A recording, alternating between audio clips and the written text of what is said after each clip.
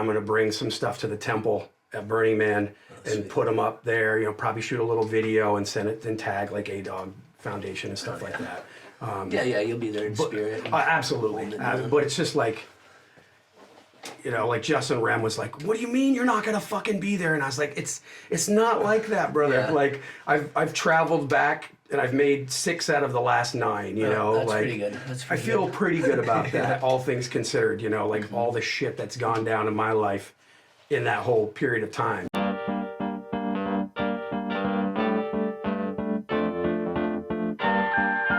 Good evening and welcome.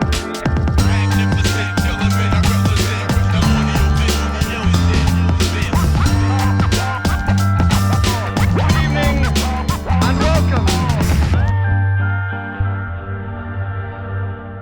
1, 2, what is this? The 5 to the 7 with the roughneck business. I float like gravity, never had a cavity. Got more rhymes than water's got family. Yes, man. hey, that's what's up. Yeah, we're just gonna talk some shit, you know, do it. go over some past, some future. And yeah, it's just a pleasure to fucking have you out here, my man. I'm psyched. It's great. You were like, "Hey, you want to be on the show?" I'm like, "Fuck yes, absolutely want to be on the show." doubt. That's great. And congrats, guys. Like, you know, it was one of those things where like, I didn't see your show before I heard about it. Okay. You know what I mean? So it was like, I heard about it and they're like talking about the show and I'm like, "What are you talking about? What? I don't even know what the fuck you're talking about." So then, you know, you lift up the hood and start checking shit out. And I was like, "Okay, this is fucking dope." Word up. Wicked. Word up. How yeah. many episodes have you guys done? So this is gonna be Golden Hour episode 31 right Okay. here, and we got a one-of-a-kind guest, Mr. JJ Vezina Vezina out here. What's up, my What's man? goody? How are you? Bless. Yeah, Some man. things are good. Celtics just pushed to Game 7 last night Right, at the right. buzzer. I watched 0.2 that. seconds left, and what up, B? Yeah, we're hyped to have you back out here. We took a little hiatus. This is kind of like season 2, if you will. So we did our first 30 episodes, and now here you are, episode 31. Pleasure to be here. Yeah. Thanks for having me. No doubt. In yeah. town for a week and it lined up perfectly. So yeah, pleasure to be here, man. Good to catch you up. Fuck yeah. Yeah. No, I mean, we go way back, as do I with most of my guests. But, Sure.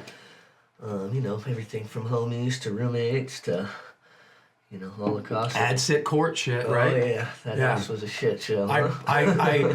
I got out of there. Wizzle hit me up and he goes, the second floor apartment is open, you know, at a spot that burned. Yeah. And he said, you know, "It's available. Do you want it?" I was like, I do. Like, I need my own spot. I need my own Yeah, spot. that And house jumped was into that place. that house was quite debaucherous. Anyway, I think you got in saw just about enough. Oh man, the basement parties down there. Ugh, shit.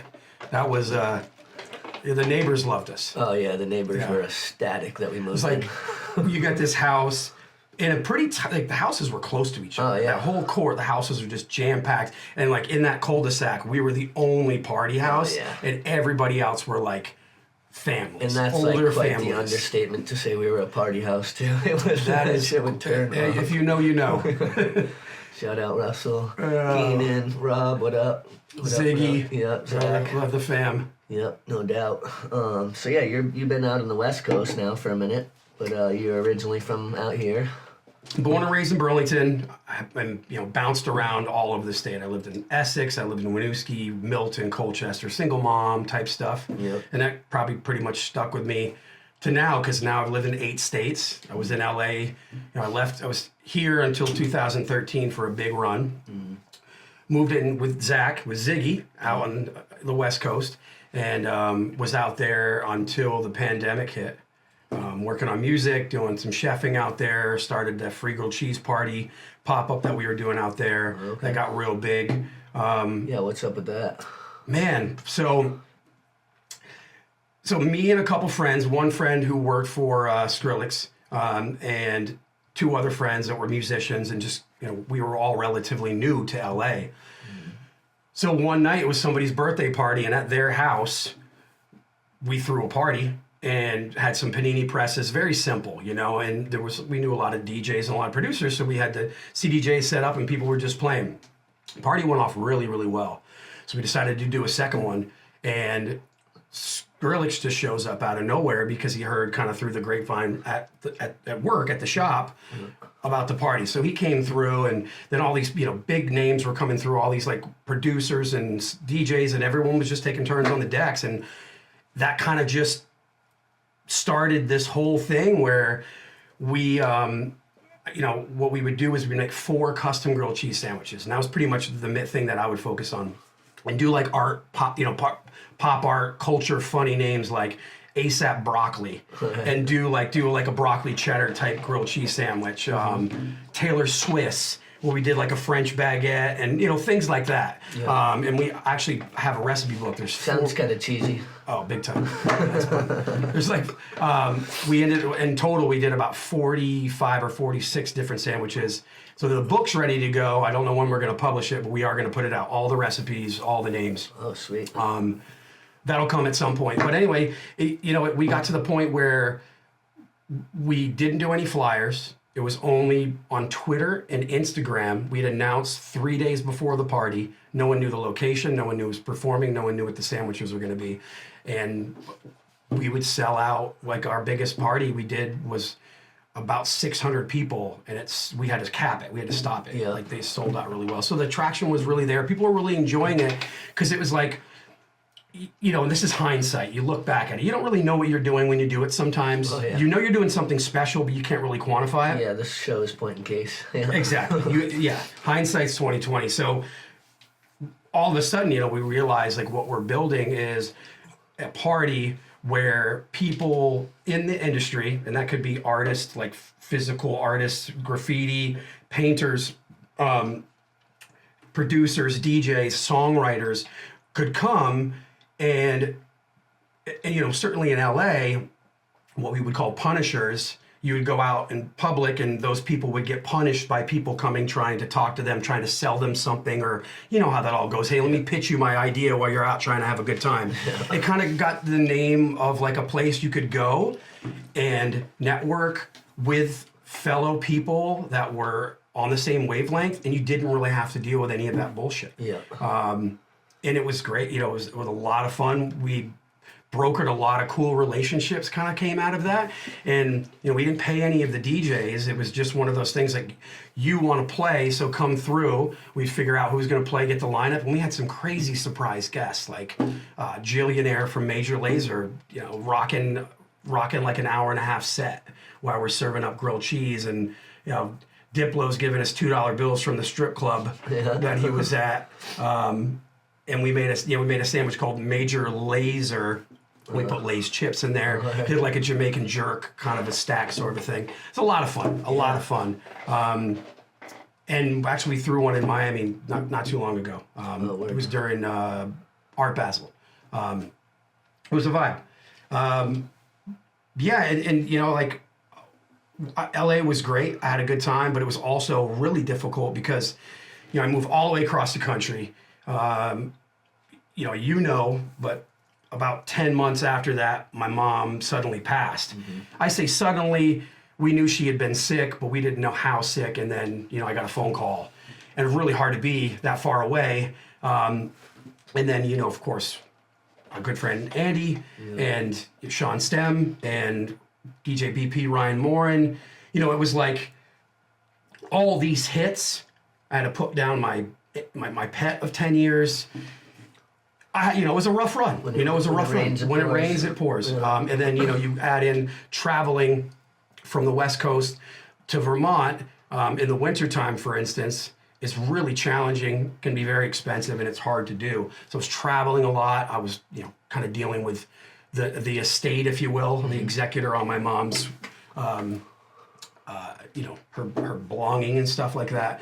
So I had that responsibility that I had to do. So it was really tough, man. And I'm not the first person, I'm not the last person to deal with challenges in life. And it really puts you in a situation where you've got to I got to fight to get out of this. Mm-hmm. I've got to do everything I can to get out of this, and I'm not gonna let it. I'm not gonna let it take me down. Mind over matter, and you figure it out. You push through. Yeah. life is very interesting. You get a mixture of these really great things with really challenging things, and you got to kind of sort them on the table and see what's important and what you can just let go of. And I think as we get older, we start to learn. We don't have to internalize everything that we experience. Amen. We can just go, oh, this is what's going on. Let me look at it. Okay, this is the most sensible decision I can make. This is the best advice I can do, or whatever. But I'm not going to let it break down everything that I've done and everything that I've built. Yeah, And I think that's a really important mind state to have, because I feel like for a lot of people, myself included at times, you can just get overwhelmed and lose sight of some things are good, and I am blessed, and I can't just stay sulking. Even you can allow things to affect you, but you can't allow them to overtake you. I think it's important to stop and smell the roses, so to speak. Yeah, when you're in that we'll say toxic mind state, the acid state, and where there's those voices in your head that will convince you that nothing you're doing is good, and you have no value, and you're failing, and you'll never do as well as the people that you see in your life you admire, yada, yada, yada. We've all had those thoughts. Mm-hmm. Even the strongest people that we admire, at some point or another, maybe were crawled up in their bed for a few days because they didn't even want to speak to anybody. We go through those things. Yeah. We have to, stop, look at the table and go, hold on. This is good.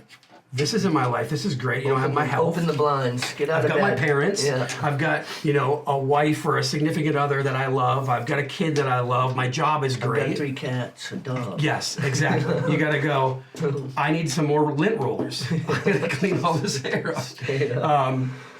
So, yeah, we've got to pick ourselves up. At the same time, we also got to know when we got to ask for some help, right? It's okay to ask for some help. Yeah. Men especially, we know. It's not a secret that men typically and traditionally don't ask for help. They don't express their emotions other than anger and frustration and getting in fights or whatever it may be.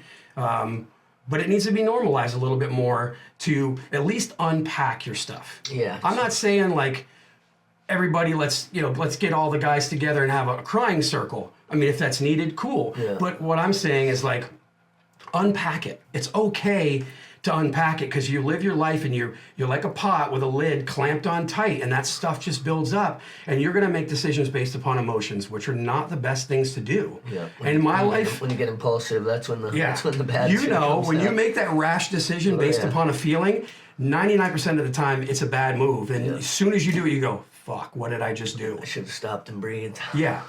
Yeah. So we need to make that okay. We need to make it okay to go and ask for help. Yeah, we out here for you. So yeah, get counseling.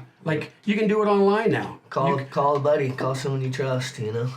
Exactly. Hey man, I'm stressing out, and let them talk you off the cliff, because most of the time it's a facade. You're not really feeling that way. You just convince yourself by thinking and thinking and thinking and layering it on. You create this thing that's looks this big, but it's really just small, and you just need to push past it. It's important. It's so important. It's so key, especially if you have goals, right? Mm-hmm. If you have goals and you want to get to your goals, you've got to get that shit out of your way. Mm-hmm. You got to get it out of your way. Amen to that. Well, on just a little bit of a different note, so for people who don't know, you have been a music producer and now a record label owner. Tell the folks about Upsetta.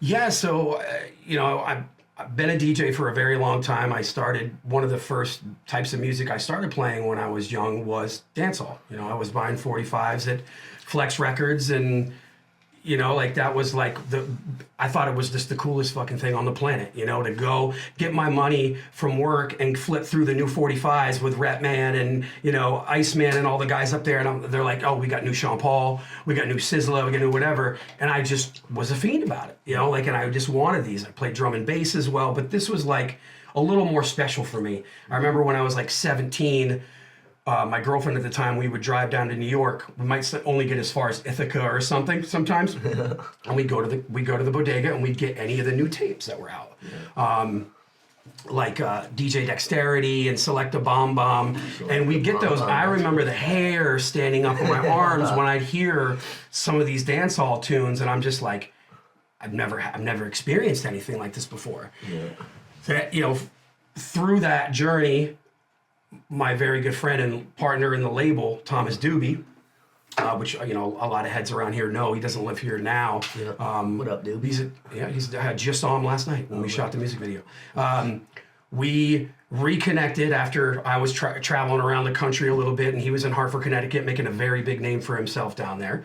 We reconnected up here, and he said, "Listen, I've been playing with a crew called Upset a Sound, and there's several different chapters in the United States, largely on the East Coast, but like from Miami, D.C., Connecticut, Hartford, but they started in Negril in the late 70s, early 80s as Upset a Sound.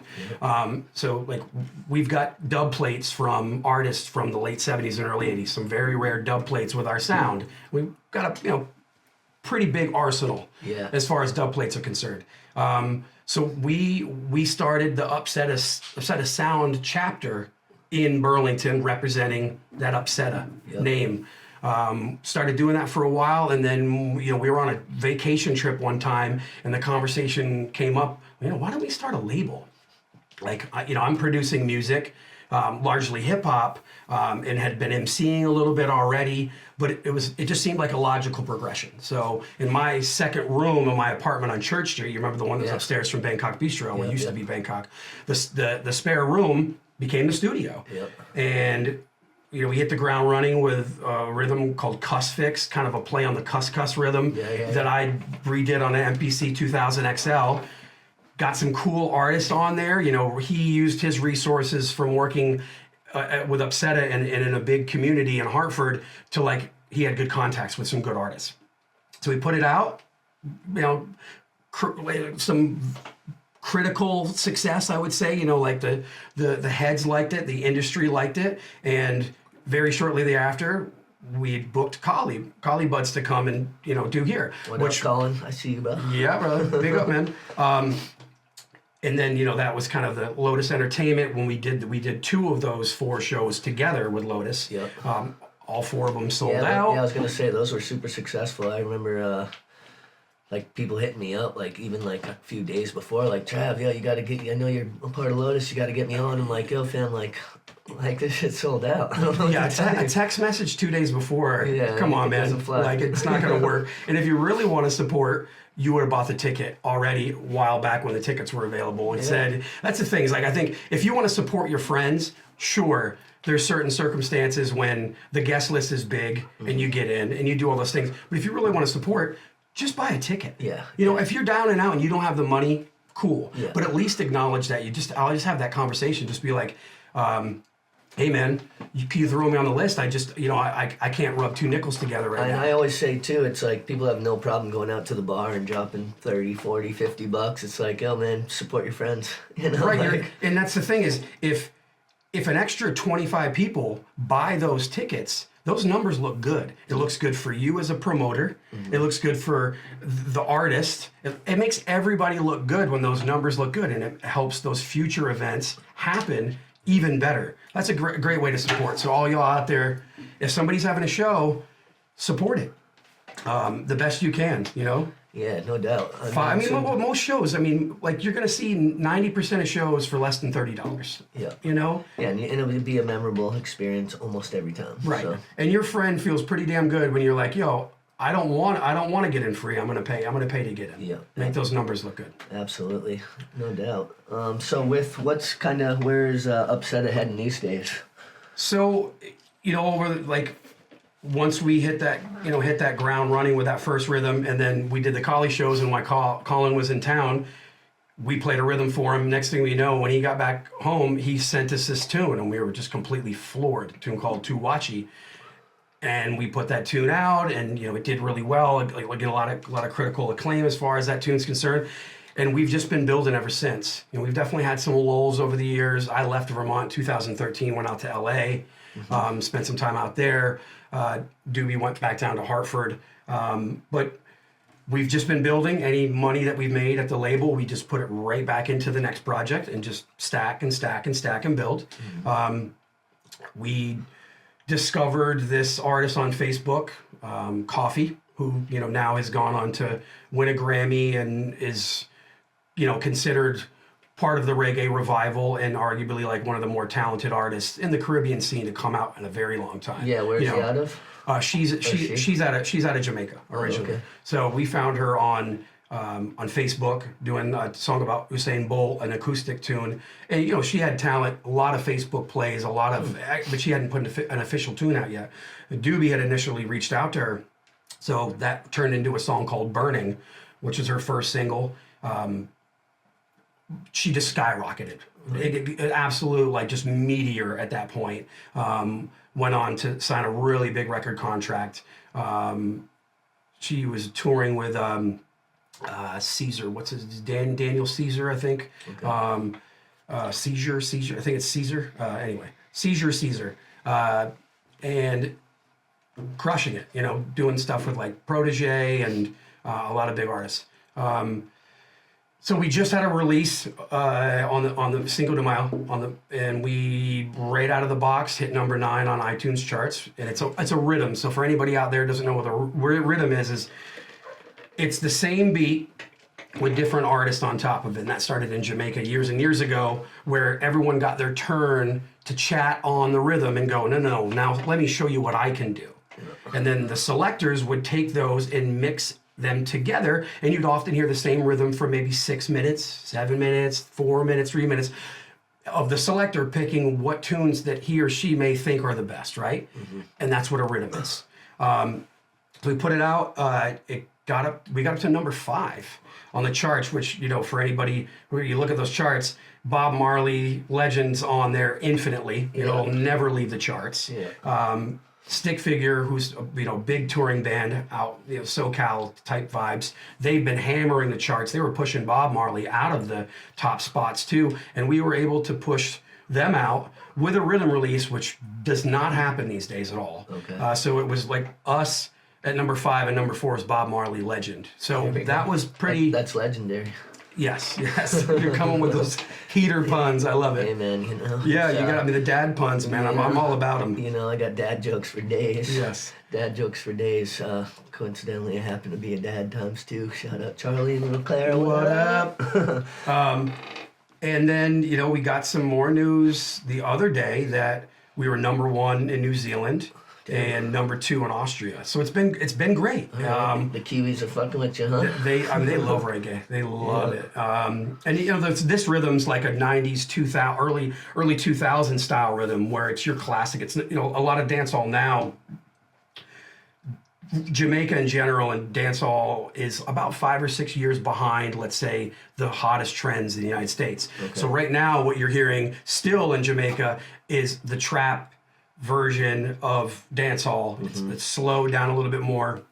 Those, the Lex Luger, Uzi snare, that quintessential trap snare. Yeah.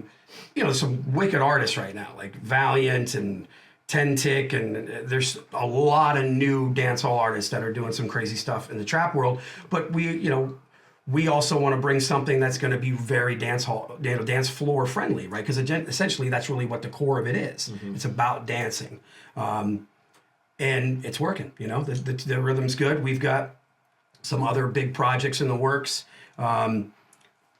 We have a tune with Popcorn that's been kind of waiting to come out because he was in production of his album, and then it was getting ready to release the album. Then the album came out, and then of course they put the deluxe album out. And he signed to OVO. So what are we gonna do? We can't hey Drake, we don't care. We're gonna put the song out. It doesn't really work like that. We're patient. It's a really, really, really amazing song. It's phenomenal. Yeah, we'll have to throw some links to all these in the description here. Absolutely. And we're looking at re-releasing that Collie Buds Tuwachi tune. We had brought on, so we're like, let's do a remix. So change the key a little bit, sped it up a little bit, and an artist from he's Nigerian, I believe. Yeah, Nigerian. He's not from Ghana. Peruzzi, very talented artist, got really great numbers. Writes a lot of tunes for a lot of big artists in Afrobeat world. Got him on there, so it's like Collie doing his thing with the hook, and then Peruzzi doing this brilliant verse, and then doing some colored ad libs throughout the whole tune. Oh, sweet. So we're in works right now with Colin, and his management team at Ineffable about like how do we get this out, how do we line it up. Not to mention that Collie tune we put out like 12 years ago. Still so popping. it's like all those things, but it's all interconnected. it's a wicked tune. I think it's going to do really, really well. Oh yeah, I hadn't seen him in probably a couple of years, and he came to Higher Ground, and I'm just walking in the back because I've been working out there again, and I'm walking through the back, and he's like, "Trev," I was like, "What up?" Yeah, he was, Yes. yeah, it was just so awesome to just catch up with him again because I hadn't seen him since the Manifestivus or whatever. Okay, that he had played. Yeah. And it was He's a great dude, man. Yeah, definitely not someone who ever will treat himself like he's like on a different level than anyone. Just a straight up human. I mean, well, remember, like he came up to my apartment. We were all we like after hours party at my apartment. He was hanging out at Red Square. Like he was just so low key. Like very, very chill. How you should be even when you find success in anything. Exactly. I mean, like people may forget, but when like Come Around and like Haters and like when that album dropped, he was the guy. Yeah. Like everybody had to kind of stop and go, man, this guy is killing it. Yeah, not to mention a white Jamaican. 100%, well, Bermudan, but yeah, I mean, Jamaica's had such an influence on the Caribbean and even to Bermuda, which, is kind of like a random island off to the side there, has such influence on it.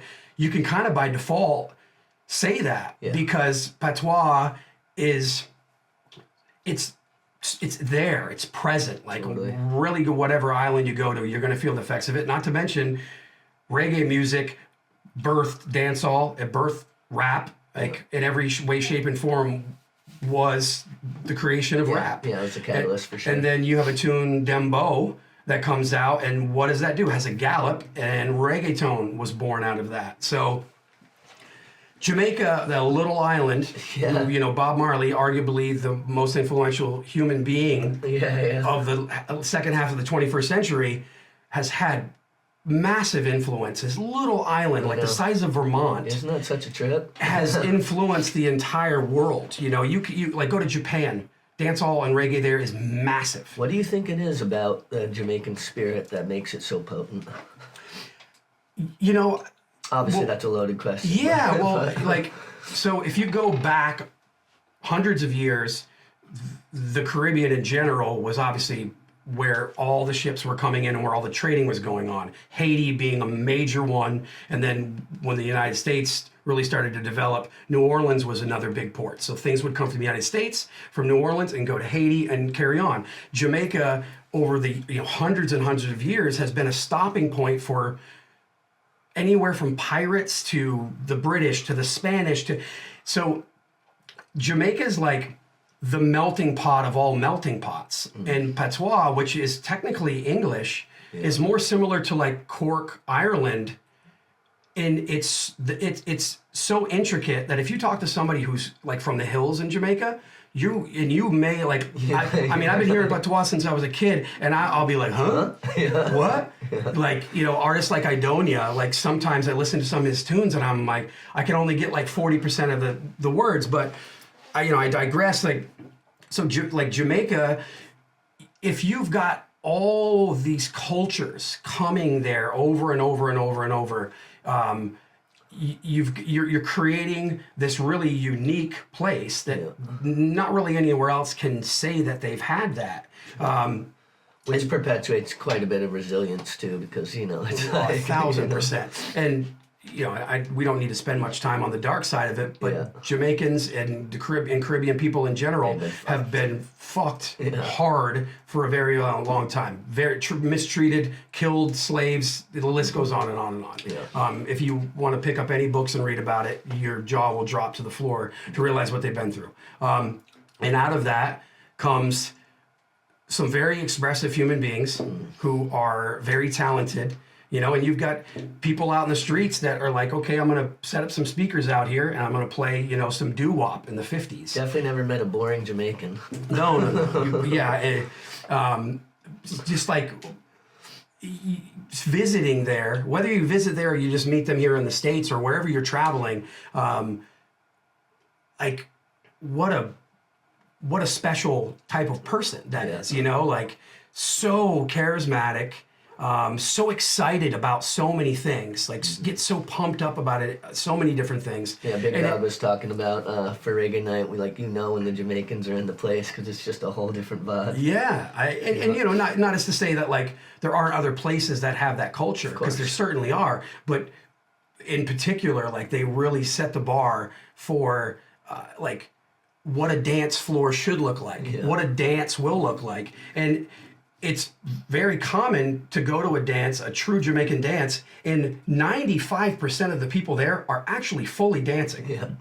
Which we know, we've go to big shows and there's 600 people there, and whatever type of music it is, there might be like 6 people dancing and everyone else is just kind of doing the sway, or like, you know, just doing one of these sort of things. And it's just, it is just a powerhouse of a sound, you know, it really is, like, of a culture. That's brilliant. So wait, let's pivot for a second here. So you've been a chef as well for many years. I know you were running, when you were over here, you were running... the Windjammer Windjammer, for like 8 years. Yeah, totally. And so how'd you get into like that whole realm? Kind of funny, man. Like 17, needed a job. Got a job at Waterworks in Winooski as a dishwasher. My hair was like super long at that time. Like, you know, wearing like patchwork pants and stuff like that. And I just would be over in dish, scrubbing dishes till like 1:30 in the morning. And that was just kind of the gig. Then the guys on the line and in the prep area, they're like, hey, come cut some French fries. Hey, grab a knife. Like, I'm going to show you how to like do a Brunoise dice, or, you know, baton, whatever you wanted, you know, whatever it was that they were doing. And I kind of got bit, you know. I was like, oh shit, this is cool. It's a little better than the dish pit. Absolutely, 1,000 times better. You're soaking wet, you're sweating like it's a bitch. Yeah. But not to downplay that, because I'll tell you what, when you go over there and it's just like you, it's kind of therapeutic. Yeah. It's just you and these dishes, and you're just cleaning them off, and you could just like kind of daydream. Yeah, and anyone who's worked in a kitchen, you know the dishwasher's the heart and the soul of it. They are. I'll go to my grave defending them. I can't tell you how many times that line up, I remind servers, I said, listen, you need those people. Make or break this one right here. I want you to pre-bus, scrape your plates, like make sure those bus tubs look good going in there. Please and thank you. Yeah, and I'm going to make sure that they get fed constantly. You hungry? You hungry? You hungry? What do you want? You want a piece of prime rib? Yeah. Here you go. Like, whatever it is, keep those people happy. Yeah.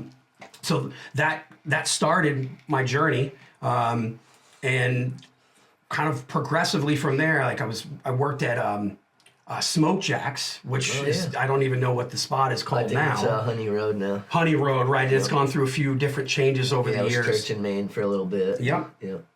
So I was there.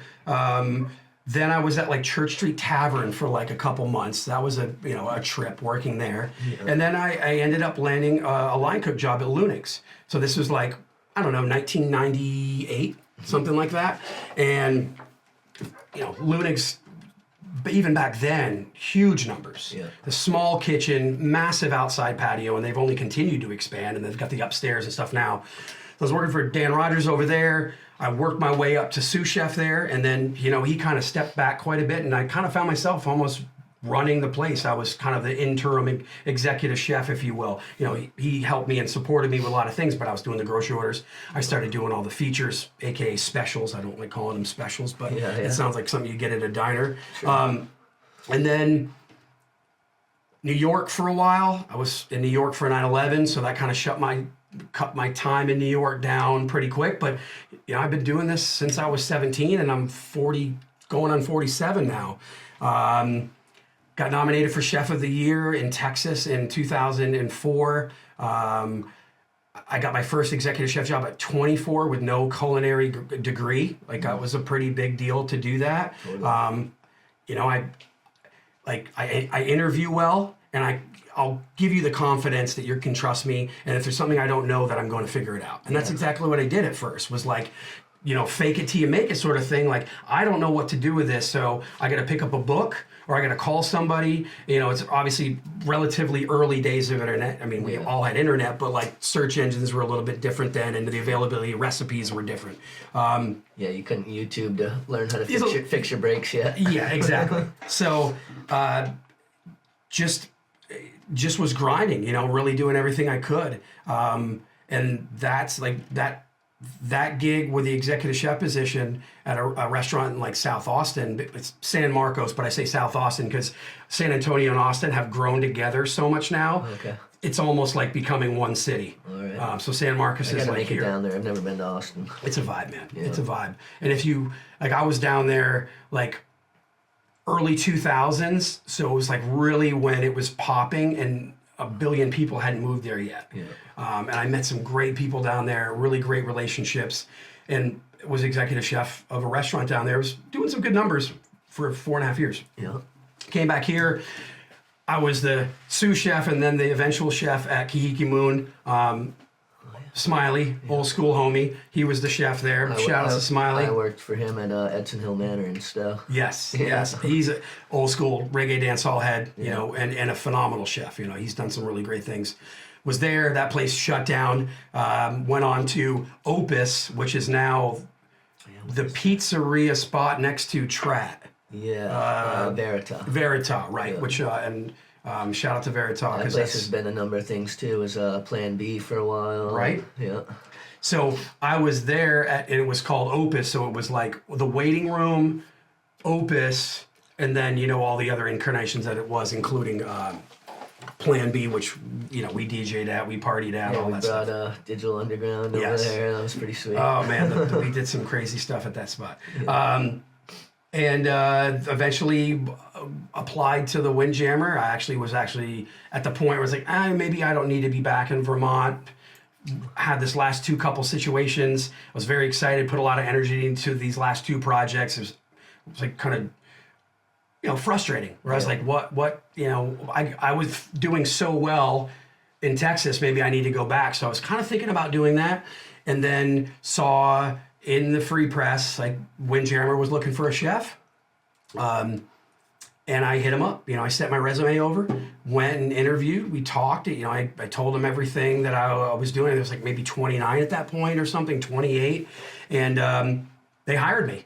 And I came in, it was kind of around when Tom and Laura were taking it over from Walt, her dad, who had it, it's a restaurant's been around since the 70s. Yeah. And they took it over and they wanted to breathe some fresh breath into it, and they wanted it to evolve. It'd been a staple for a very long time, but things run their course and you have to reinvent yourself sometimes. Totally. So they really wanted to do that, and they took a chance on me being able to lead that. And that's a serious restaurant. I worked there for a little bit as well, and like that place, it might be the busiest restaurant in the state, right? It's definitely right up there. I don't know now. I mean, I still keep in touch with everybody over there, and they're still crushing it. There's definitely been several years where they were number one or we were number one. Bringing in, I think, several $1 million a year, and we'd have some months where it was like, $1 million months. Yeah. We're running on all cylinders. Yeah. And To be a server it's there is tough. no joke either. I remember I had to, just to know their wine list. I just hadn't studied like that since I was in school. You got to know your shit, and you're going to get tested on it. Yeah.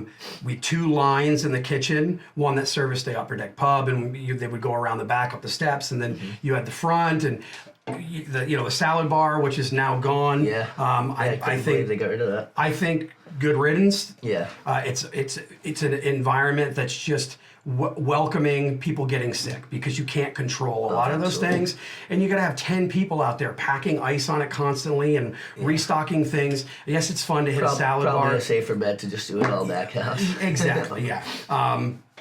It is what it is. If you really want to build your own salad, I don't know. Stay home. Yeah, go to the Lighthouse or something like that. I think they still have a salad bar over there. Yeah. Not sure. But no one is anyone without their team. So worked on reinventing a lot of the things that they did over there. Worked really closely with my right hand man Lee, who was like, him and I were in charge of the whole kitchen. Warren Stickney was, the truth. He was a sous. He worked his way up from line into sous.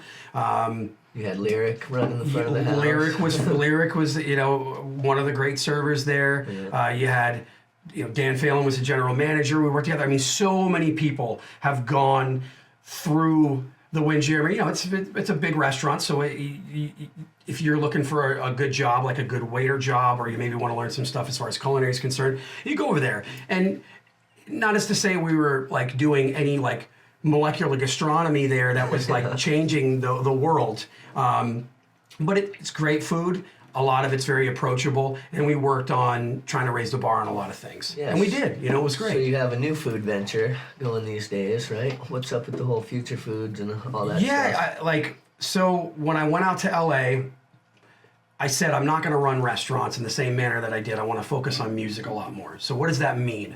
That means that I'm going to do pop-up dinners. I'm going to link with chefs that I know out there, like Maria Ojala, who's was in town here for many years. She moved out to LA and is now Seth MacFarlane's private chef for he does Family Guy and American Dad and amongst other shows. But started doing some dinners with her. Started to get my name out there. Was working for various catering companies, and I cooked for 3 different presidents. Cooked for Obama twice. Several celebrities, and started really cutting my teeth, as we say in the culinary industry, on doing in-home dinners more and learning that whole world. So let's fast forward to now. I live in Miami Beach, and I've since gone plant-based, and the clients that I now cook for, I only do plant-based for. Maybe there'll be an occasional hard cheese or an occasional fish that's locally caught, line caught, as sustainable as possible. But yeah, typically that's what I do. And as the years have gone on, I've gotten more and more interested in health and longevity and what we intake and what does that mean? Like what does eating this particular item do to the body, and I think probably inevitably, I'll work on trying to get some certificates and really continuing down that road. But now, like for me, what I think a really cool frontier is, like you said, future foods, and it's a heated topic, and I get into heated debates with people about it a lot. And coming from Vermont, when you live here, whether you grew up or you live here, community, farm to table, those are some things you're going to hear. You're going to drive around, you get outside of Burlington, you're going to drive around, you're going to see pastures, you're going to see farms, you're going to see eggs on the side of the road. Right, you're going to go and buy a dozen of eggs, and the chicken right there laid those eggs. Yeah. And you're going to get milk, and that milk went through like 2 people's hands. Yeah. You can go and you can get raw milk. Like there's so many different things you can do when you're in a community, in a state like you are in Vermont, to get things that very few people's hands have touched. Do you feel like people have been receptive to that approach, like in your travels? Like, because obviously you're bringing this mentality of that, local, and was that kind of a hard thing for you to share with people? Because I know for me, like when I would live in certain places and I'd have that mentality, people would just look at me like, oh, you're fucking crazy. Like I get my milk from the grocery store, it says hood on it or whatever, I think that's what makes New England and Vermont in particular very special. Mm-hmm. I've been to 35 states. I've lived in 8 of them. I started traveling around and living in different places as young as 17 years old. Mm-hmm. And every time I talk about here, to some people it's completely foreign because they have no concept of anything like that. Mm-hmm. And that's okay with me. But you're going to rub off on them. Like we rub off on people. Like Vermonters, we just do. New Englanders in general. Like wherever we go, we rub off on people because there's just something about us that makes us all kind of special in our own little way. I feel like you feel that energy right now. Like here we are Memorial Day weekend, and it's like just the energy out. Everyone just sat through 6 months of winter, absolutely frigid, and so now it's like, wow, they come out and the girls are in their skirts and dudes got their shirts off. Yeah, it's just the energy. It's 51 degrees and everyone's in a tank top and t-shirts, and I got off the plane in my 3/4 length jacket. Yeah. But yeah, and you touch on something. When you're in an environment that has 4 distinct seasons, mm-hmm. and you go through some very hard winters, we all go through it together. You are very celebratory when spring comes, and you see it happen in real time. Like you watch ecology change. You watch everything change. And then you see when fall comes and it cools down and the leaves change, and I don't know what that is, right? But it's a feeling. It's a feeling. And, you know, for as special as we are, there's plenty of sets of challenges that we deal with living in a place that only gets 66 days of sun a year. Sure. So, you know, that's a mental health conversation, and maybe we'll get to that during this conversation. But so as far as the food's concerned, you know, it's important for me that there's transparency with what I eat. And I think if you ask anybody, you want to know where your food comes from. This is something you're ingesting, right?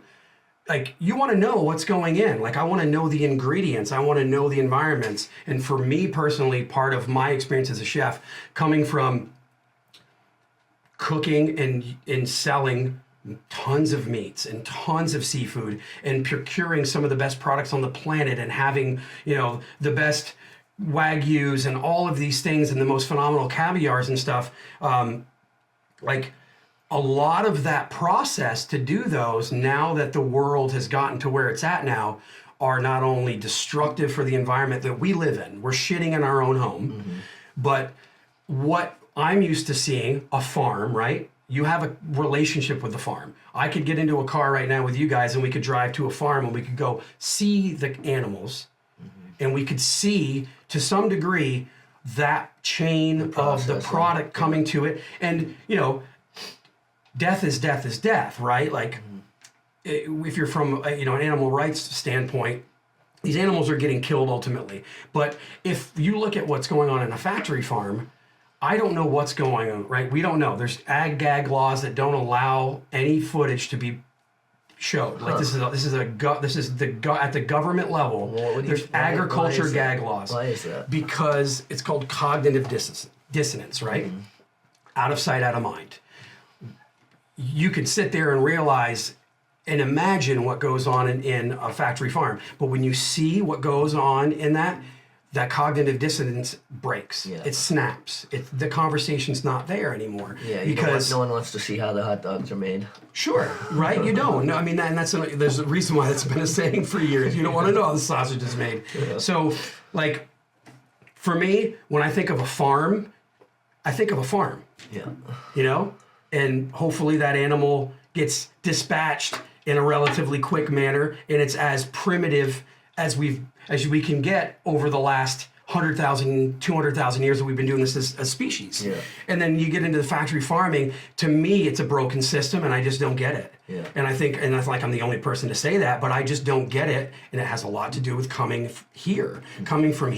Because when I can't tell you I procured the best. If I told you I buy the best factory farmed meat, you would go, okay, bro.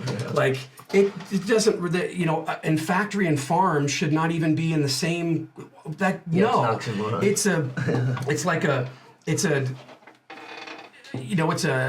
double negative. It's a double negative, and it's like I'm missing the term for it. Like, I kind of loosely coined a term. It's like, industrial food, whatever, because it really is. It's just an industrial food facility. Now, there's also, this is a very heated debate, right? People go back and forth about this, and people fight. They go, well, I love chicken and I want to eat chicken. Cool. I love beef and I want to eat beef. Okay. But, is there a way for us to find something that's a little bit more sensible? But, I digress in regards to that. So with future foods, right? Like, things that I look at, I got really interested in science, right? Like, science will continue to save our species. The more we've innovated, and technology is like a wooden stick to club an animal is technology in the same manner that a supercomputer is now. It's the same thing. It's all technology. Technology has brought us to where we are at. We would not be here as a species without technology. That's what separates us from animals. And I think opposable thumb as well. Well, true. Yes. And the technology is largely going to save us, as it's always continued to do that. So when I say that, I mean, like, what do you do when there's no more fish in the ocean? We can be cognitively dissonant and pretend that's never going to happen, but the numbers don't say that, right? And all the people who aren't paid by those companies, secretively, everyone else is going to say there's going to be a point where we don't have any. Yeah. And I don't know about you, but I'd like for other generations to try a piece of fish in whatever way, shape, or form, or at least go swimming in the ocean and enjoy it, whatever that means. So I've really gotten interested in plant-based alternatives, companies that specialize in making foods that emulate the flavor and the texture and the nutritional benefits of traditional foods, and then also the future foods where you have bioreactor situations where on a cellular level you're able to go, all right, we can isolate, I don't know, a sirloin from a head of cattle because we know how the DNA code of that particular cut of meat is, and we know what makes its, the whole structure of this cut, and now we can grow it in a bioreactor, in a tank, start it in a petri dish, if you will, just to kind of keep it in layman terms, and grow a cut of meat. And then you also can have a 3D printer that's taking these protein structures, these amino acids, and you could print a steak. Yeah, so that's absolutely mind-blowing. And it's tech that's been there for quite a few years. There's a couple companies in Israel that have really been pioneering a lot of that. And I try everything I can get my hands on.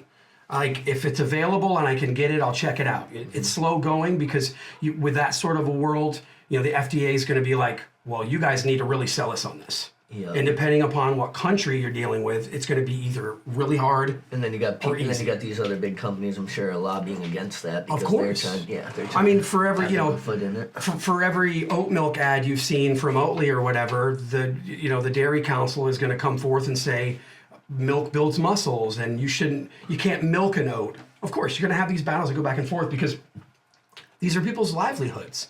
And I'm not interested, and I would hope that nobody's interested in taking people's livelihoods away. But as we've marched on as a society, when things evolve, things dissolve. We move on. Like when the internet came, everyone was like, oh my God, like everything's no one's gonna be able to do this, and what about these people who did this? But we march on, we pivot, we find new jobs. Now we have AI. I'm probably 2018 or so, a good friend of mine who actually I was throwing the free grilled cheese parties with, got me, he's like, check out this world of crypto. Check out, decentralized finance and what they're doing. And I bought some Ethereum very early in and held on to it, and that turned out to be a good choice.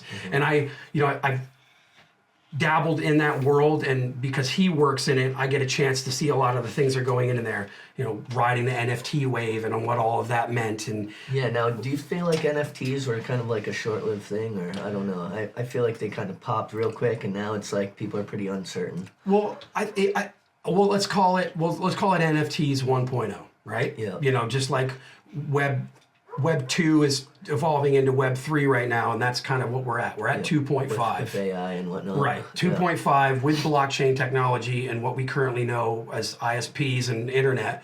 Like that's the bridge. So we're at like 2.5. There's a lot of tech that's building on Web 3, but a lot of it's still centralized. Yeah. No, I don't think that's it. Do I think that was a bull run that's like Beanie Babies, and a lot of it, you still have some Grail projects, you still have some really crazy projects that still haven't been devalued. But yeah, 95% of all of it just went to shit. But you have people like... Was it oversaturation, you think, or what? Well, I mean, let's rewind a second. I think one thing when you start talking about NFTs, it gets very card collecting, comic book, flash in the pan type shit.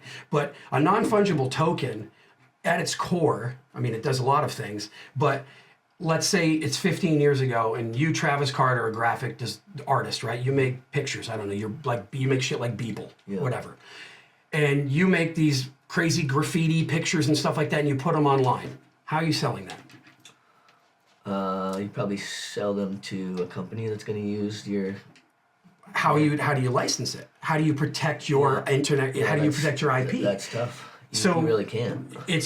That's always been a really difficult conversation in regards to, this is my intellectual property and how do I protect it? Sure, you have like your Getty images and shit like that for photographs, but it's really clunky, and it ultimately doesn't really work that well. A large part of the wave of NFTs was the ability with these smart contracts for Travis Card's artwork to be built on the blockchain and its unique ID. And nobody, sure, everyone that jokes around like, oh, I can just screenshot it on my phone. Look, I have a fucking ape. Hi, sure, whatever. It's all good. You also take a picture of $100 bill and save $100 bill. Yeah. You don't have $100 bill.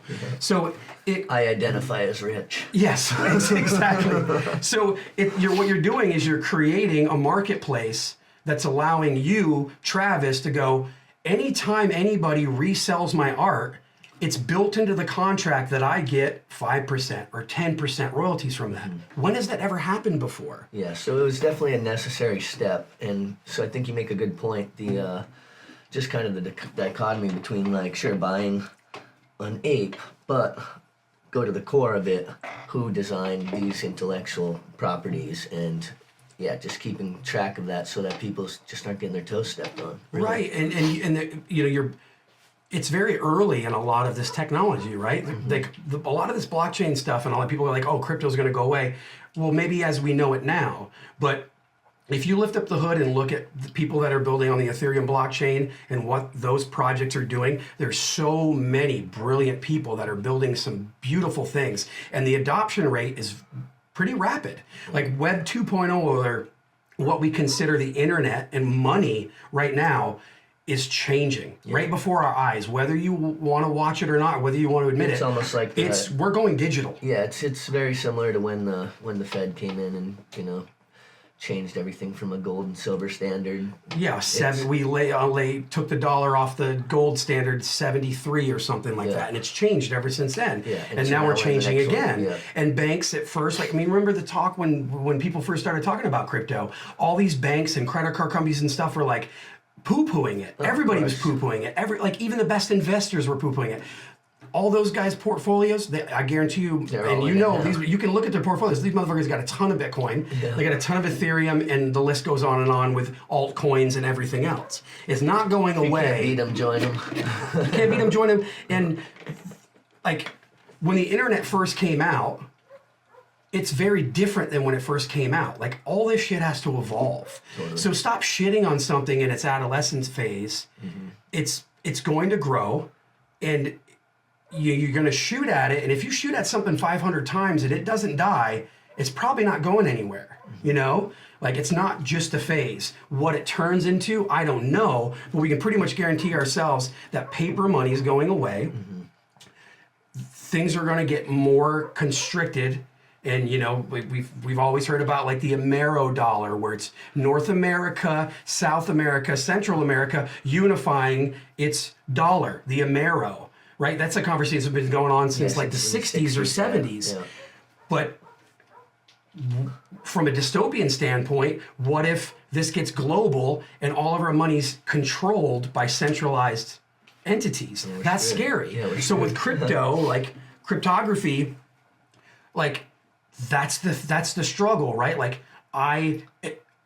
It's non-custodial. I don't have somebody holding and managing my money. There's not 75 entities that are connected to my money. It's in my cold wallet or wherever it's at. It's in storage, and this is mine, and you can't take it from me. Well, and also I think to that same point, it's the dollar bill says right on it, legal tender for debt, public and private. So with crypto, it's seemingly, and I'm not going to pretend to be any type of expert, but seemingly, it's not being made at debt, right? Correct. So that right there is kind of seems like an out. It's and you can kind of thank the pandemic, and to some degree, for a lot of it. Look how speak about the pandemic in general. Yes, a lot of bad came from all of this, but man, as a species, like we typically do, a lot of things got reinvented during the pandemic. A lot of things were birthed out of it that are pushing us forward. Even the Great Resignation, where everybody quit their jobs, that's going to turn out to be a really progressive good thing. In the interim, it's going to be challenging, and it has been challenging for a lot of people, business owners trying to get staffing. But you're at a job you don't like, you're plugging away, you're paying your bills, and then all of a sudden you can't work anymore, right? You're at home, you're twiddling your thumbs maybe, let's just pretend you're sitting there, and you go, fuck, I hate my job. This fucking job sucks. I didn't even go to school for this. Or I'm miserable. Why am I not doing what I want to be doing? Right. And a lot of people said, I'm going to juxtapose into something else. You know, and like, let's say restaurants were hit hard because of entry-level jobs. Like, if you can pick up a knife and a spatula, most places will hire you, at least get you in the door. And depending on how well you do, you'll progress. So you get entry-level positions like restaurants, and they just said, fucking, I'm going to lay cable for Verizon because I can get paid $7 more an hour and I get benefits and all these other things. So you get these people moving to tech and, you know, other industries and all that stuff, and you have this huge void, which is the Great Resignation, of people who were like, I wasn't happy, or maybe I needed a change, or maybe my significant other, now that we had this time to spend time at home, realized that we wanted to move somewhere else, or we had other passions. Or maybe, you know, I realized I don't actually like this significant other after spending every day with them. Yeah, I mean, you know, we could say, I don't know what the numbers are, but yeah, that, you know, probably a lot of divorces and breakups during. Yeah, I think relationships were strengthened, or they get the fuck apart. out of the house. Like, I don't want. Here's your shit. Go. Yeah. But. Right, and then now we've got AI coming in, and ChatGPT, and, you know, Midjourney, and like what a trip. What do graphic designers do, and you know, all these industries, like, was it 300,000 jobs or something like that? I think they kind of quoted were in jeopardy due to AI. And let's just say we're talking about the United States. I think that's where those numbers are coming from, because I think it would be much significant if you said worldwide. Yeah. So if it's 300,000. I mean, look, you saw what happened. You've got like some of the biggest people in the world writing a petition for everybody working in an AI to slow down a little bit. Like, are we ready for this? It's a really interesting time to be in. And I don't know how much you've fucked around with AI, but man, not a ton. It scares the shit out of me. It is. I mean, it is everything that you'd ever thought it could be. Yeah. Like, I've thrown some stuff into ChatGPT, and I'm like telling it what I want it to spit it back at me at, and you're like, where have you been all my life? Yeah, right. There's some beautiful stuff within it. And from a health standpoint, like, it's going to impact the health sector insane. Like, AI is going to be so much better at determining how you're sick and why you're sick, because it has all the information. I'm wondering what that's going to do for, like, you know, college and things like that, where, you know, kids got to write an essay, and all of a sudden they go, hey, tell me about the civil rights movement and how that reflects on. Well, I don't know if we talk about the civil rights movement anymore with the way that all this, you know, you know, the whitewashing, so to speak, that's been going on in my state, you know, where I'm living now. I'm pretty ashamed at the stuff that's going on there.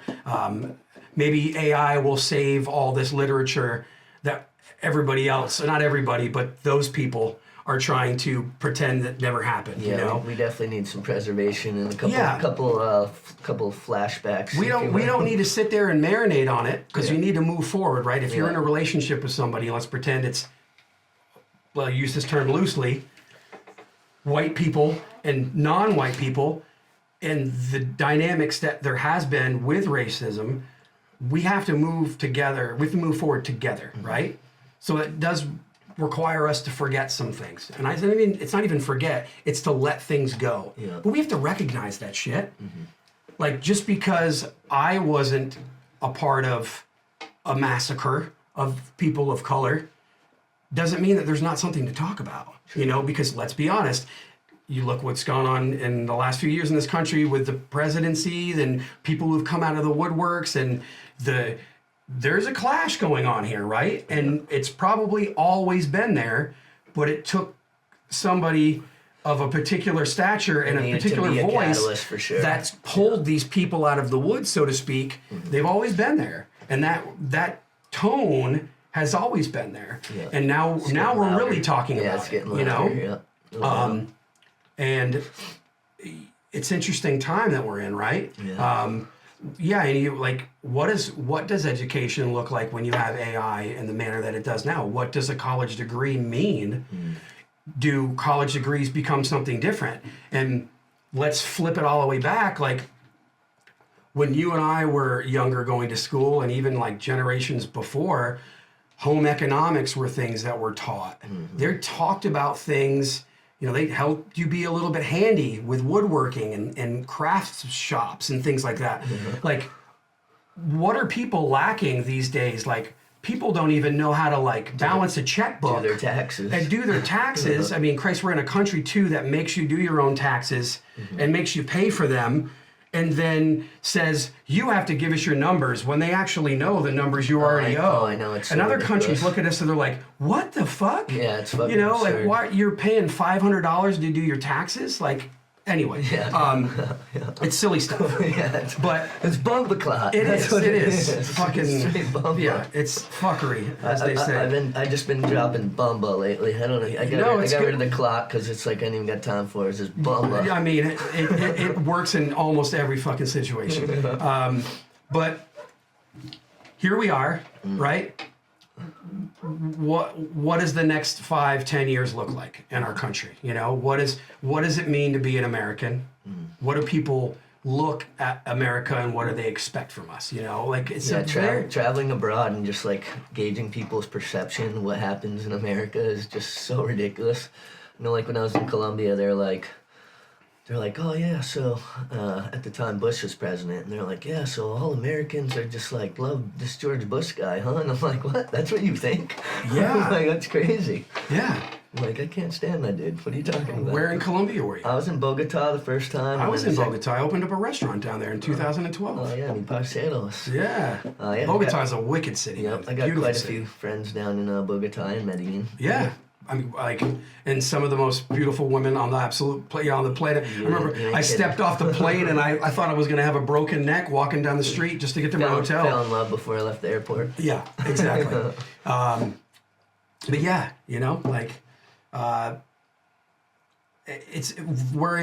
we're always in interesting times, but man, all the stuff we've heard about in regards to technology and about AI and about machine learning, we're experiencing it right now. Oh, yeah. Like some very interesting things are going to start to unfold. True. Now you got Microsoft integrating AI into everything that they do. You want to have AI in Sheets and Docs and Word. They're there now.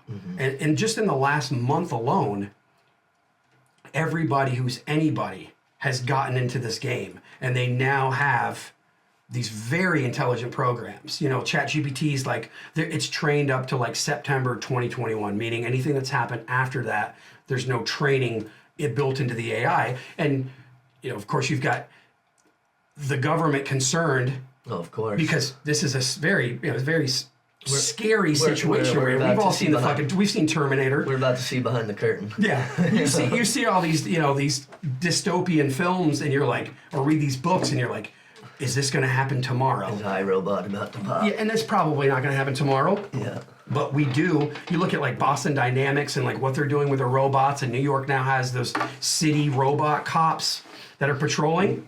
What happens when there's 30,000 of those roaming the streets of America, and then the AI that controls all of them, whatever central command is, puts in a prompt to say, go kill everyone. what do you do? It's a conversation you have to have, right? No different than, I forget when it was, but there was a group of people that were put together to go, we're storing all of our nuclear weapons and like depleted uraniums, all these things, all these very toxic things that have a half-life of like 30,000 years, 100,000 years. How do we tell the people, the humans of the future, what to avoid these? And this is a test that they actually had, and I don't know, maybe it was in like the 60s or 70s, where they gave a bunch of people come up with a symbol or a phrasing or a word that we could put on some safe words. A crypt of these radioactive chemicals that if they open it up, everyone's going to die. What would you say to people 20,000 years in the future? It's got to be dumb. You have to dumb it down, right? You got to simplify it. You got to make it so... And universal. Because what's English going to be in 20,000 years? Yeah, like is Spanish? Are all languages going to be dead and we're only going to be speaking like patois? Who knows, right? We don't know. We can assume. But how many, what is it? Something like 100 languages? Yeah, every week. Every week die. Yeah. Currently. Like, think about that. Like, even just Australia alone, like there's lost languages there to the tune of like, I don't know, 30 or 40 or 50 different languages. I think there's now, I want to say there was like 5,000 languages. 4,500, 5,000, something like that. It's crazy. Yeah, and they're just shrinking. You know, And a lot of that's just about like, you know, the evolution of globalization as well, because, you know, everything from the trade to, you know, it's a religion's had a big part in a lot of that too. You know, you pagans don't need to speak this pagan language. You're going to adopt this language, whether it was Spanish or English or whatever. And you know, here's a cross, by the way, to replace your deities. These are the rules for the game. Yeah, If you don't know this guy Jesus Christ, but guess what? Yeah, he's now your savior. Yeah, he's the one. Yeah. Sorry we killed all your priests and burned all your books, but I've got great news for you. Here's the white version of this guy named Jesus that you're gonna now. Jesus Christ, he's a savior. Yes. No doubt. Well, shit. So, I'm interested too to hear more about just like the like what you're trying to do with the whole music, and you know, kind of tie that all into what we're talking about now, like in, you know, this technology, and you know, just because obviously it's a whole different thing since stop record as you're listening to jamming 94.5 and trying to make your own mixtape. Yeah, like, you know, it's recording over and trying to scrub that little shitty edit that you had done. I'd try to find the 2 bars at the end of the Biggie song to get that, and then make the instrumental. And absolutely. I think I still have a couple tapes of mine that I did years ago where I was like, just using the tape deck to record and like punch stuff in. Oh yeah. Like like dual tape deck type of situation. I gotta dig those up. Well, that was the original mixtape. It was the original mixtape. You know what? Like as far as music's concerned, there was a couple of years ago I was looking at, in the NFT world, there's a lot of musicians that are putting music out as NFTs. So it's one of one. So let's pretend there's, you know, your name's Dante and you made only 100 versions of this song, and it's on the blockchain, and it's one of 100, 2 of 100, and so on. And they have a smart contract for each one. Maybe the artwork is part of it, and it's beautiful artwork, and that's a one of one. You know, there's so many different layers of it. Was Wu-Tang the first one to kind of implement that? Because I remember they did that album where it was like they only made 1 copy or something like that. And shout outs to Gio and Jesse, my homies who are in crypto and DeFi. They're the ones that got it from Shrekky and resold it for Ethereum for a big dollar amount. So big up to those guys. Those are homies from Burning Man. So I got a chance to meet those guys last year on Playa. Yeah, so you were telling me a little bit about how you went to Burning Man last year and you were chefing out there. Yeah. Like, I guess I can probably smash it in, and like I'll rewind a little bit. Like as far as music's concerned, and you know where it's going, and what I feel like I'm gonna do, that you know maybe tech or AI or anything like that comes involved. Like I have a project. The first single just came out on Friday, called Hush Giants, and it's like more of a solo project. It's really just my journaling of my life on music with my production and my writing, and really focusing on exactly what it is that I want to do to tell my story, and it's not involving another producer. Yeah, how long in the works has this one been? I mean, obviously a lifetime, but but like 6 years. Oh, okay. And I've used AI to help me come up with some of the graphics for it. You know, I'd come in and, you know, figure out the prompt that I want to do, or give it an image first, because there's a lot of options out there in the world of AI. You can, you know, some that don't start with anything that you give it. You just give it a prompt and it creates a graphic and maybe 4 options, and then you go and you would edit like mid journey. Like then you give it a prompt like make the roses more pointy on the whatever, and then it does that, and you just keep going and going and going. I've done everything from just giving prompts, and then I get it back, you know, and then tweak it and tweak it and tweak it, and then maybe put my own layer to it. So I've been using that, and as you know, tons of other musicians are doing stuff like that. But my journey with the solo project kind of comes back into growing up in a very unhealthy environment that I did, which certainly a lot of people in the Northeast with the compounding elements we have here, lack of sun, high alcoholism, a lot of domestic violence, a lot of drug use. It's very rampant, and it's it can be unhealthy, as unhealthy as we allow it to be. And I grew up in a very destructive family, and I made it out. Here we go. I made it out. I'm alive. I got out here. We out here. And it wasn't fucking easy, and it wasn't easy for anybody to help drag me out. R.I.P. to my mom who passed in 2014. What a strong woman to help pull us out of that. And I know firsthand she did, because I look at a lot of the other people that are in my family, and I lost my dad in '99 from drugs and alcohol and malnutrition. My dad was 5'10", and when he passed, he was like 125 pounds. Very skinny guy. My mom ultimately succumbed to cancer, but was a very heavy alcoholic, a heavy smoker. And I looked at the autopsy report and stuff, and there's like many layers to everything that was going on with it. And I know I kind of detoured here a little bit, but I think it's important because, I mentioned it to you earlier. Mental health, and we are still in Mental Health Awareness Month, is really, really key. Like it's really easy to pretend it's not a big deal. I mean, look at how we call it Mental Health Awareness Month. It's like, why are we not always trying to be aware? And not of to mental mention, health? most insurance companies do not, I need to go see a psychiatrist. Well, that's not covered. You're going to have to do that out of pocket. Yeah. Well, I'm having da-da-da-da-da. Well, you're not in the military. Well, then you can't do this, da-da-da-da-da. So thankfully, that's starting to change. We're still in medicine 2.0. Yeah. And we are moving towards medicine 3.0. And there are some people out there that are pioneering that stuff, but we're not there yet. So, my first advice to everybody, is get some sunshine. Get at least 15 minutes a day. I'm going out right after this. Yes, 15 minutes. That's all you got to do. Get it, and get it every day, one way, shape, or form. Try to get some sun. Take your socks off. Take your fucking socks off. Touch the earth. It's very simple things. You don't need to go and get the $600 prescription or run 60 miles.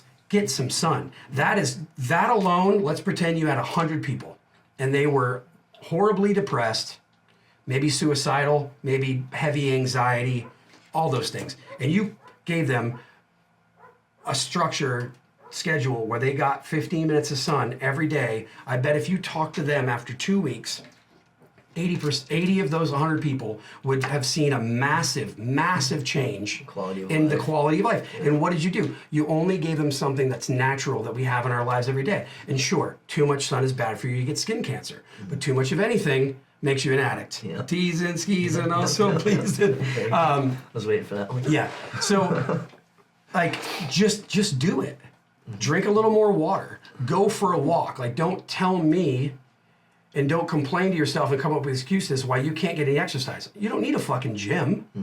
Sure, they're great, and they can, you're like, oh man, I'm paying $150 a month for that. I better go do it, or all those other things that it forces you to do. But calisthenics, man, you can wake up in the morning and you can lean on your sofa and do 40 push-ups in 5 sets and take it as easy as you want. But it's called compounding. Yeah.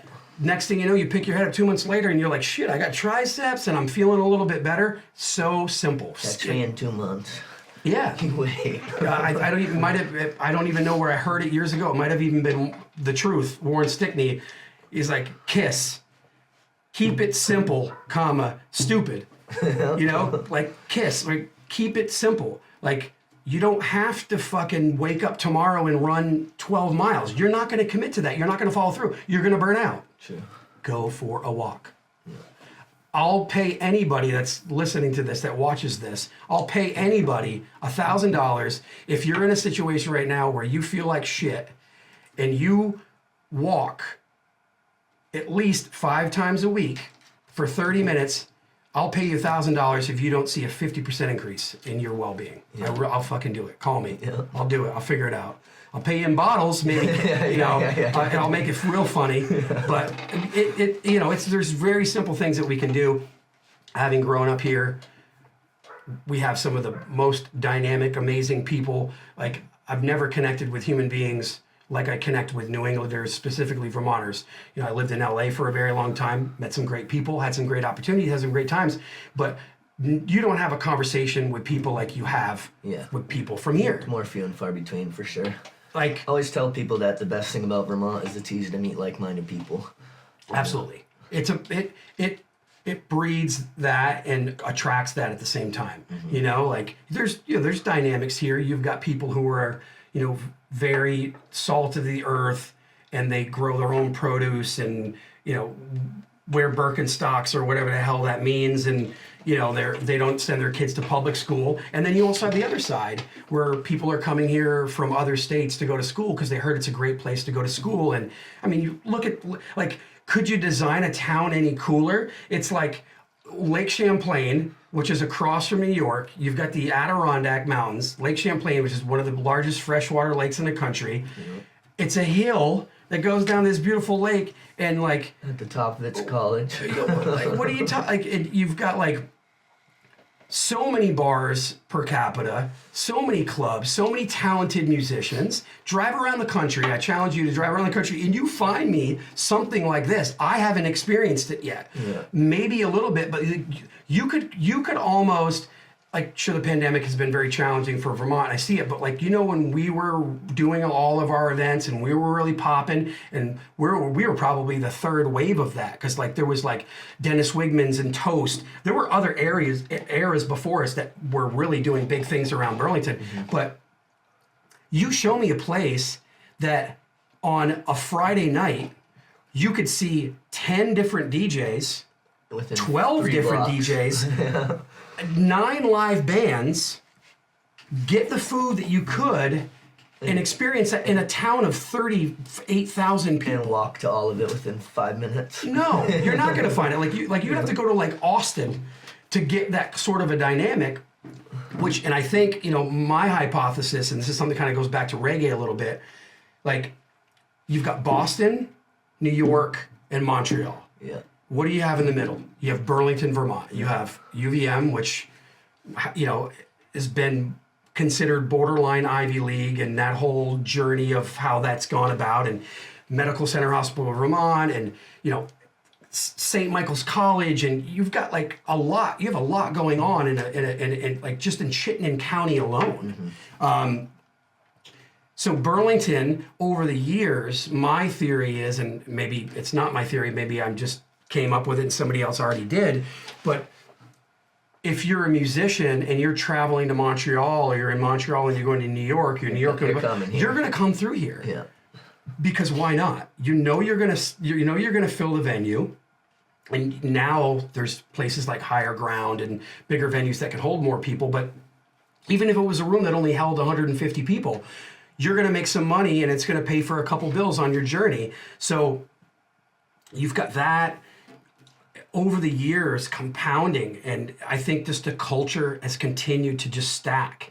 And like, I can't help but tell people, it's actually kind of a joke back in Miami, well, just with like my friend circle in general from LA, and now some of them are in Miami, where it's like, oh, that's my home state, like busting my balls, because like, Vermonters are proud. anytime I have an opportunity to talk about Vermont, I will. I don't care if it's like the fact that we have the best breweries worldwide. Cabot.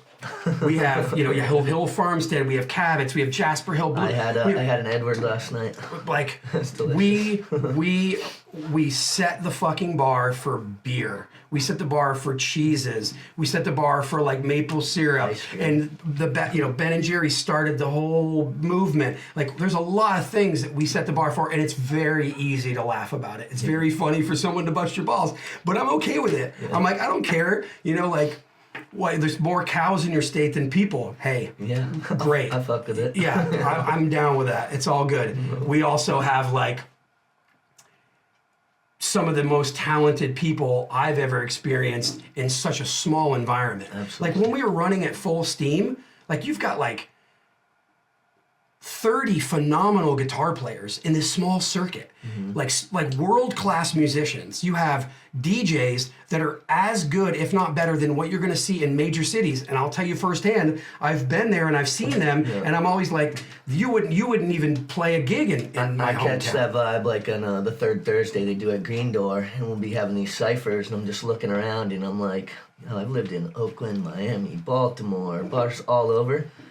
This cipher has as many dope MCs as anyone Absolutely. anywhere I've ever been. Yeah, Straight up. Like it's really special.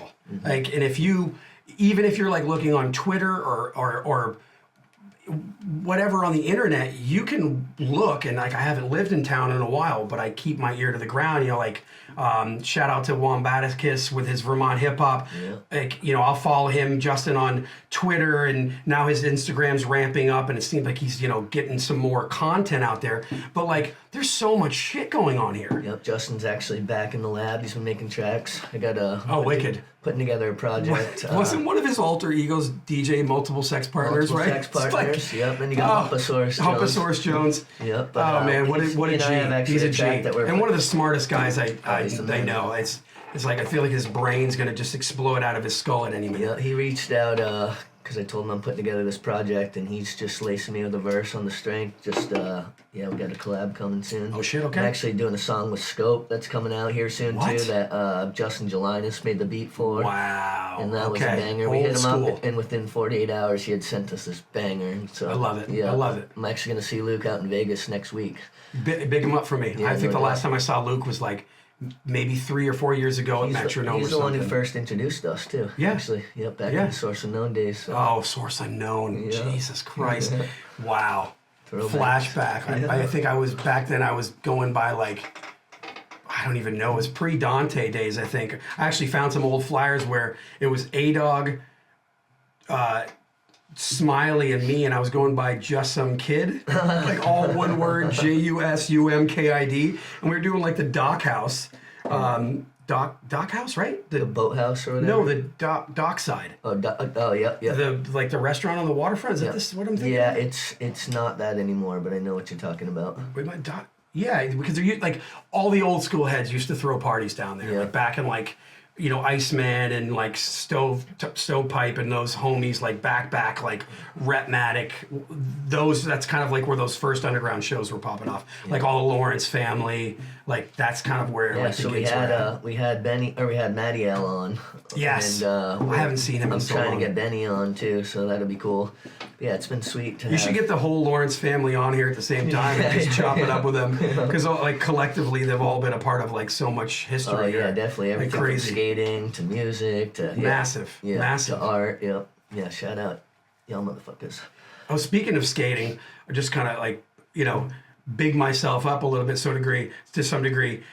Back before B-Side existed, when it was Boarding House, over where Radio Bean is, Yeah. like the first skate shop that was in town, my homie at the time, we were in 8th grade, my homie Warren, not Warren Stickney, but Warren Darda, we bought the first 2 skateboards that Boarding House sold, wow. and he still has his. As a Tony Hawk, the bird skeleton one. He still has it. I got like the mucus, man, I was a horrible fucking skateboarder back then. The decks were such shit. Yeah, they're huge. It was just this boat. Weighed about 1,000 pounds. And a tail was like about this big. No wonder I couldn't fucking ollie. You know, I used to push around as far as I could with my Public Enemy t-shirt on, blasting some, Fight the Power. Yeah. And it's probably why I stopped skateboarding after a couple years, because I couldn't ollie. Yep, Barely get over a curb. I came in a little bit after that, so thank you for helping. You had the nose and the tail. I started on the fatties too, but that was more, my Bart Simpson board and Yes. just Yes. launch ramp days. Oh, type the launch shit. ramps, man. How many times did I get hurt on those damn Oh, things? yeah. You forget about physics. Yeah. Like, oh no, I shoot off of it and I just sail through the air. Well, when you're young, you can take that thrashing. You just bounce off the ground. Yeah. I think my first time snowboarding, I went with a bunch of people who were really good, and they're like, "You've never been before." I'm like, "Yeah, but I skated for years. Like, I've got good balance. Especially standing that way. It's a big difference between skiing. Sure. It's like, what do you want to ski? should I ski or snowboard? Well, do you feel comfortable with your legs both standing forward or sideways? That's your call. Yeah. And I remember ripping down the mountain, and they were all kind of standing off to the side with this launch. And I'm like, I'm gonna hit this launch ramp, and I'm gonna just fucking grab my board, and it's gonna be sick. And I hit it, and I just shot like this. Here's my board, here's me flying through the air, and I'm kind of looking at them, and I hit the ground so hard it stood me up, and I fell over, and I'm knocked all the wind out of me, and I'm gasping for breath. They're losing their shit off to the side. I was like, okay, I learned to walk. Maybe slow it down. Yeah, learn to crawl before you walk. Yeah, that was fun. You can't run until you learn how to stand. Exactly. No doubt. Well, shit, dude, this has been so awesome having you on, and welcome back. So proud of you and all your successes. Thanks, man. And keep grinding. And once I need that 15 minutes of sun and we don't have any, I'm gonna have to come back down to Miami and catch you. Yeah. Because I lived down there for like 5 years too. So. I mean, I got an extra. I have a full spare room with a full bath, backyard, hot tub, What part of 5 blocks Miami from are the you in? ocean. I'm like Dickens and 76, so I'm on the island itself. Okay. North Beach. Yeah. Which is, it's kind of weird. It's like there's North Miami Beach. Yeah, in the North. And there's Beach. North Beach. Yep. So I'm like, Miami's blowing up now too. Like, It's crazy. Like, so I lived there. I want to say I lived there in like '05, and my dad was down there for a long. 05, damn, okay. Yeah, I was Okay. there for 5 winters and 3 full years, and my dad still lives there and goes back and forth, and he's just telling me how insane, like downtown and just everything has just been building. Just it's the fastest growing city in America. it's crazy, like it's fastly becoming the tech hub. My main client that I do private chefing for, he's probably the most important person in regards to making Miami a tech hub. Really brilliant man. So, not only that, you have it being like crypto city, decentralized, so you've got a lot of that infrastructure there. And then during the pandemic, a lot of people flocked to Florida. Yeah. So it's just like stacking on top of it. Because they had more lax, like lockdown type shit. Lax lockdown, and that's probably 40% of why DeSantis has been able to puff his chest up a lot, because it was like, middle finger to mask, middle finger to, isolation or all the mandates and things like that. Hey, it is what it is. Yeah. I don't want to get somebody's grandmother dead Yeah. because I'm an asshole, but at the same time, I also want to be able to walk in public and maybe breathe. There's two different schools of thought. Of course. Like, I get it. And life does have to go on to some degree. So depending on what side of the coin you want to look at, it is what it is. At one point, we didn't know anything about this, this situation, and we had to put it all together as time went on. And the CDC is going to make some wrong decisions because you don't know anything about something like that. But anyway, I digress. But yeah, Miami's like, it is crazy, right? Like all these neighborhoods. Well, because you look at Miami, it gets hit with a lot of storms, right? And they maybe early 1900s they got hit with a huge hurricane, and they kind of had to restart the whole city. So let's pretend for a moment Miami would be a lot more developed at this point had they not had to start over. And ultimately, the island originally was just mangroves, and they were trying to grow pineapples. It is a little concerning how if a decent sized wave comes, quite a bit of Miami's underwater. Hey, you're not wrong. Like Hialeah might be oceanfront property, and if you don't know where Hialeah is, like if you're in Miami and someone says they're in Hialeah, you're like, fuck, I'm not going there. It's a drive inland. Catch you in 20 minutes. I mean, global warming, it's going to affect everybody everywhere you are. As far as the predictions are concerned, and AI, for instance, helps us predict a lot of that stuff now. Yeah, I mean, we're losing coastline pretty quick. So am I going to be in Miami forever? Probably not. But I'm there for now. And I keep my ear to the ground if we need to evacuate and get the hell out of Dodge. Some good radar. Yeah, I'll get out, and Vermont's certainly a haven. I mean, let's pretend for a moment we keep progressing the way that we are with climate change. Okay, It might be the safest place. You've got a giant freshwater lake, check. You've got mountains, check. It's pretty cool. And it's going to get a little bit warmer in the winters now, so they won't be so harsh. Check. Yeah. You know, like you've got plenty of room and it's not overpopulated. Don't sell it too much. Yeah, yeah. We Well, gotta keep the shit on the hush. well, if you're not prepared for Vermont, if you're not prepared for New England, and you come up here, Yeah, you're gonna be shook. you're gonna leave. Yeah. Like, and it's funny, like, come up here during the summer, and you're like, wait a minute, it's 101 degrees, and it's like 92% humidity for 7 days straight. I thought they just had cold winters. No, you get everything up here. Yeah. You get rain You get it intense too. Yeah, you like mud? Okay, great. Enjoy the mud. Yeah, we got that. You want to shovel your car out every morning, or better yet, get it towed because the fucking plow came through. Like me when I lived on Church Street for 5 years. Oh, yeah. How many times did I wake up in a panic? I'm like, shit, and I go down and my I was car's that not drunk there. last night. I thought I parked right Yeah, here. fuck. Where's and then you gotta go down and do the whole thing. Yeah. I true story. I had them before I moved. I was like, can you give me a printout of every ticket I've gotten? I'm not even kidding. It was 3 pages, back and front. Yeah. Like I was flipping I've through. lost 2 cars to it to the point where they have my car and I'm out of town, and then the value of the car. They don't boot you here. They tow your shit yeah. and they impound it. I'm like, no, I'm not gonna give you $1,000 for my $700 car. Exactly. You just keep it. How many cars get abandoned here where you're like, you know what? I just give up. Yeah. Yeah, just keep it, please. Well, on that tip, I don't know if there's anyone you're trying to give some shout outs to, and, just anybody that you feel like needs to get mentioned. Yeah, I mean, like, shout outs to Maggie at Sound Toys. You know, for anybody who doesn't know or does know, one of the best plug-in companies on the freaking planet is located right here in Burlington. Sound Toys, I love those guys. They're wicked. That's the first person that comes to mind to me. Hopefully I'm going to be able to see Maggie before I leave. Shout out Craig Mitchell, Fatty B, all the heads, anybody, all the, you know who you are, all the people that were an integral part of doing what we did in this town, throwing the parties and the events. Big up everybody in my Upsetta crew and that whole camp. I was in Providence last night at 1 a.m. shooting a video. Started driving and drove as far as I could until I couldn't anymore, and I slept in a rest stop. Woke up a few hours later, and I drove to come here. Here we go. Well, we're so happy to have you out here, my man. Yeah, man, absolutely. Bless up, and hopefully you'll come back again. I'll be back soon. I'll be back soon. Some links up in the description for all your projects that are coming forward. For all y'all, if you aren't subscribed, we appreciate hitting that button. Hit up goldenhourvt.com. Get yourself a Golden Hour t-shirt. We should have some new gear coming out sometime in the future. And just thanks to everyone who's supported.